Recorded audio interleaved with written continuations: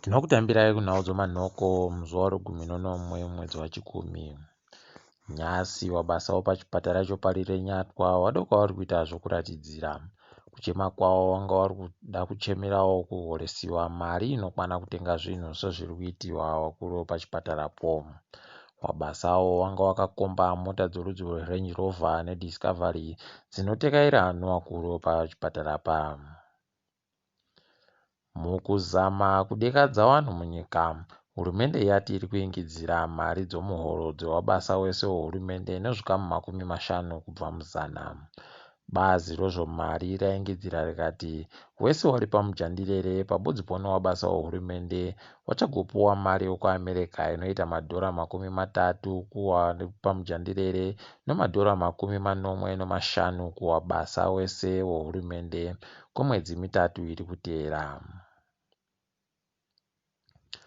Dare guru munyika riribe kubvuma chikumbiro chokuti rimise dare reparamende kuita hurukuro dzokuisa chigamba pabumbiro romutemo. Kubulawayo nozuro dare gururi riribe kupa mutongo waro munyaya yebodziyo.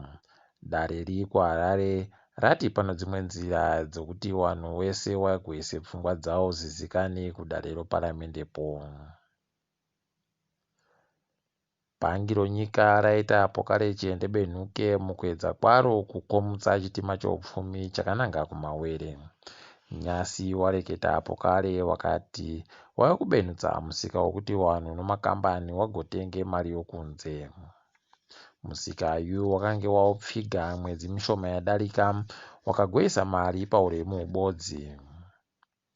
Musika uyu kwaive uchatanda kushanda muzuva ro23 mwedzi uno.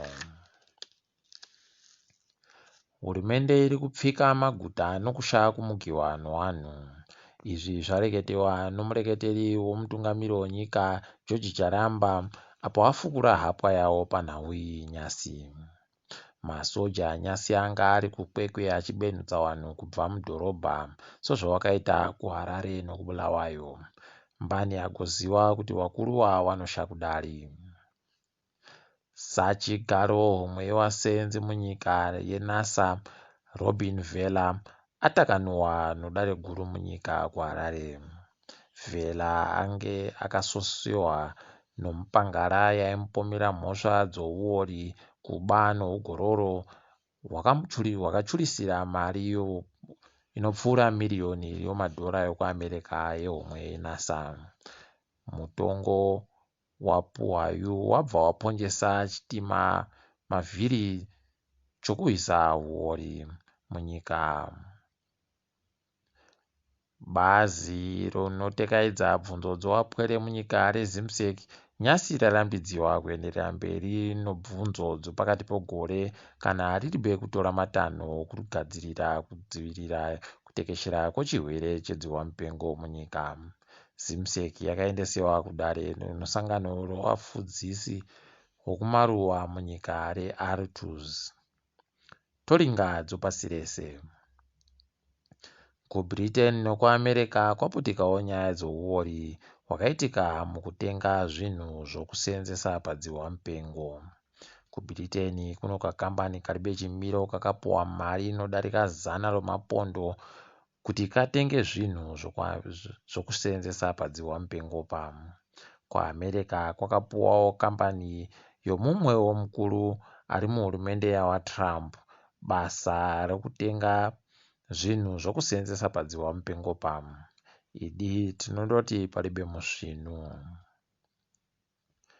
KuChina nyasi kwakanzwiriwa kutekaira kwendege dzinopfuura chiuru nokuda kwedzihwamupengo ratanda pokare ikweyo. Izvi zvapinza chando vazhinji ikweyo nokuti vanga vava kufara kuti chirwere chichakuwa. Mukahatikidzwa kanyasi, Britain iri kuti yawana mushonga ungangobatsira vanhu kubva pakukubiwa nodzihwamupengo. Vanhu vanodarika zviuru 2 wakapiwa mushonga uyu wakapora zvokubva pamichina uye kupfa kwavo kwakaderera. Mushonga uyu kwaive unonzi dexamethasone. Tiri ipapo panhau inofadza. Ndini wenyu Mhanduwe, ngatibuyane mangwana.